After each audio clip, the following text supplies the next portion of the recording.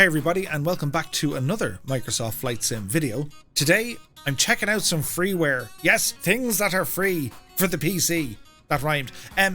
The list today, I'm going to cover some military vintage aircraft that are currently available for the PC. There are so many fantastic payware projects either released or still in development to be released for Microsoft Flight Sim, but I thought it'd be a good chance to check out some of the freeware options. Now, when it comes to freeware, depending on the developer, the standard and quality can range. Usually the sounds, the flight model, the texture work, all that stuff, well, it'll either be kind of okay, acceptable, really good, or stay away from it. The list I've picked today, these are just some of my favourite freeware aircraft. If there's something that's not in this video and you think it should be, do be sure to let me know in the comment section below. Also, if you like these sort of videos and you'd like to see more, maybe you want to check out other modern aircraft or even the civilian ones and choppers, be sure to hit the like button and give us a subscribe as well. So with that said and out of the way, let's get started.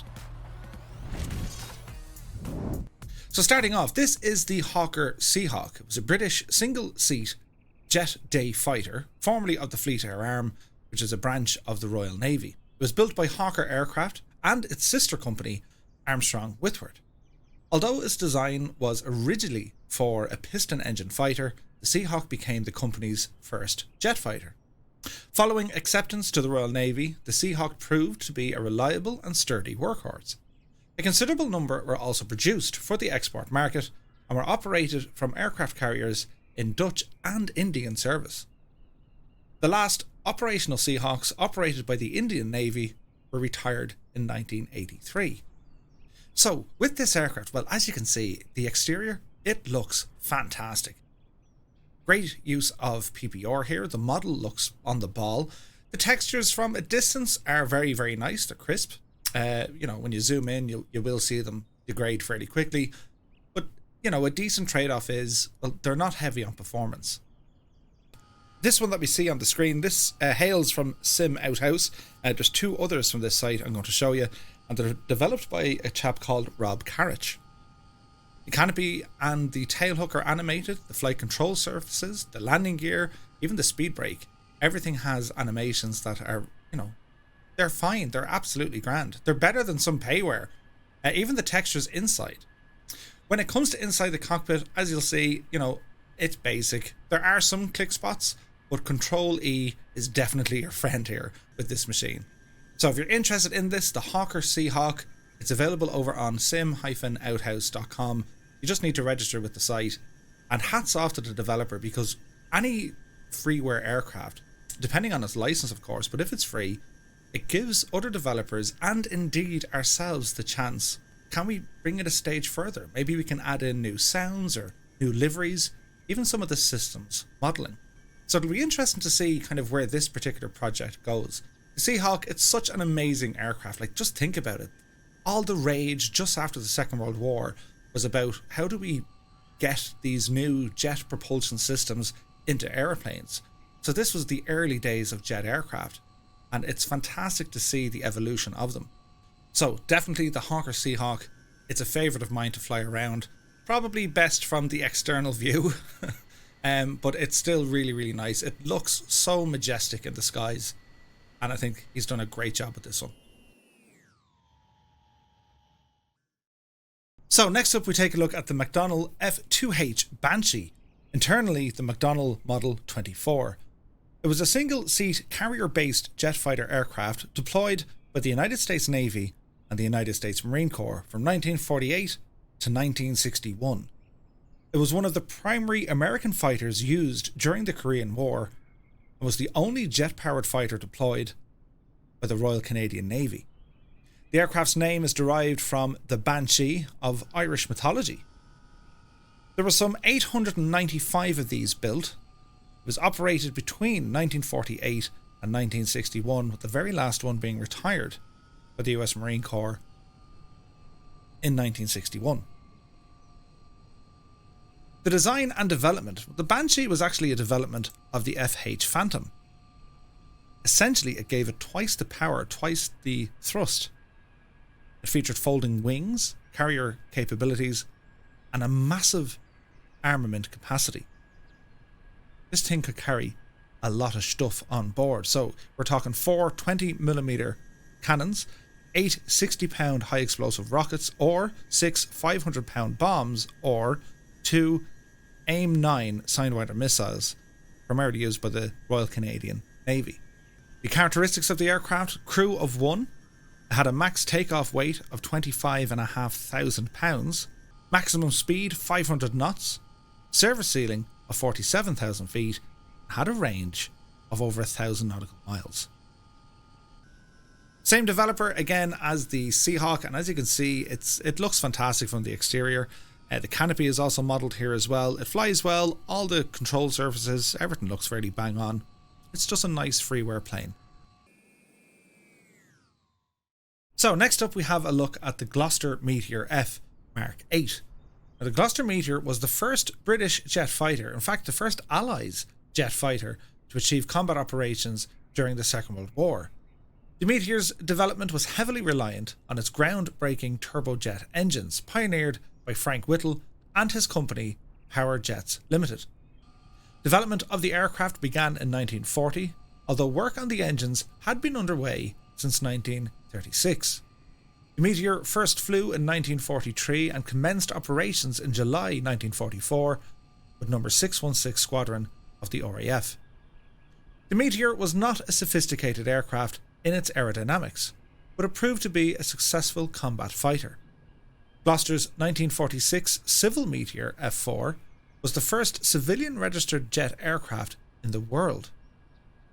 Several major variants of the Meteor incorporated technological advances during the 40s and 50s, and there were thousands of these built. In fact, some 3,947. This saw service in so many countries: Canada, Argentina, Australia, Egypt, Syria, France, Israel, all over the shop. It set a number of the very first airspeed records, and they were only retired in the 1980s. However, they ended up being RAF target tugs, essentially dragged behind other planes, and they'd be shot at. The aircraft itself, well, it looks stunning. The developer has done really nice work here again. Following on from his traits, it has the animated canopy. It also has all the control surfaces that you want. It's just a nice, very historic aeroplane. And considering it was the first jet used during the Second World War by the Allies, it's very, very interesting indeed. Its crew was 1. It had a maximum speed of 520 knots, range of 600 miles, or about 520 nautical miles, a service ceiling of 43,000 feet. Its armament included 4 20mm cannons. It also had provision up to 16 rockets, and it could carry 2 1,000-pound bombs. From the paint schemes, it comes with 2 liveries, and there are a few more available over on flightsim.to, but it's very reminiscent of the Mosquito. Such a strange and weird design. Like, the wingspan is quite short on this. It also has clipped wings, and the jet engines are massive. This is a lot of fun to fly. Next up, we take a look at the Hawker Hurricane. It's the Mark 1. This is available over on flightsim.to, developed by F. Sadney. It's been downloaded nearly 7,000 times. Now, it's a very complete freeware airplane. It looks, sounds and flies really well. It needs a bit of work with some of the textures. You know, the canopy is, but it's not bad. And it's free, which is absolutely fantastic. So, what do we know about the Hawker Hurricane? Well, it was built in the 1930s and 40s. It was pretty much overshadowed in the minds of the British, mainly with the Supermarine Spitfire during its role during the Battle of Britain. However, the Hurricane was responsible for downing more than 60% of the enemy aircraft. Some 14,487 of these were built, and they were built both in the UK and in Canada. It later became and morphed and evolved into the Hawker Typhoon. Now, it shared the same engine as the Spit, but it was kind of wooden construction, so it was considerably lighter. In every sense of the word, it was definitely more prone to damage.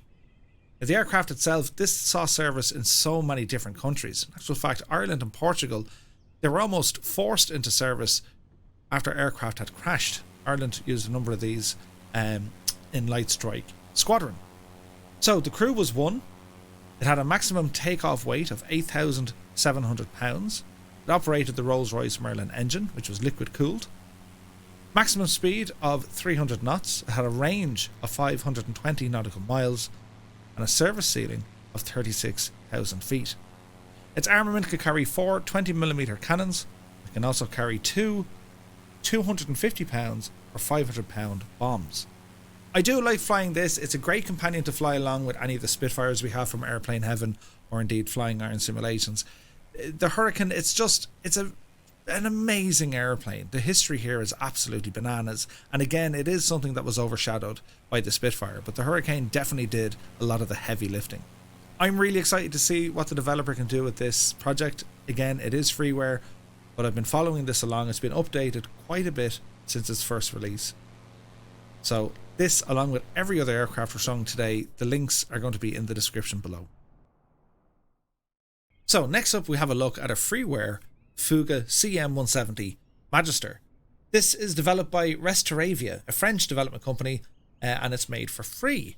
The link to their website in the description. So the Fuga CM170, this is one of my favourite aircraft. The Irish Air Corps operated these for years.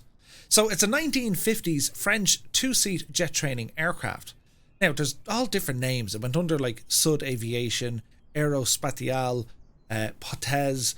Basically, the Fuga company merged so many times over the years. It first flew on the 23rd of July 1952. It was introduced then in 1956. There were some 929 built, which is a lot. And the variants would have been the CM170, followed by the C175, and so on and so forth. They were originally designed back all the way in 1948, when the French aircraft manufacturing group Fuga embarked upon a new design for a jet-propelled training aircraft. Now, the general characteristics for this aircraft: it had a crew of 2, it had a max takeoff weight of 7,000 pounds, power plant was 2 Turbomeca de Marboré turbojet engines, about 880 pounds of thrust each. It had a maximum speed of 386 knots. It had a range of 650 nautical miles. That was with the tip tanks that you can see.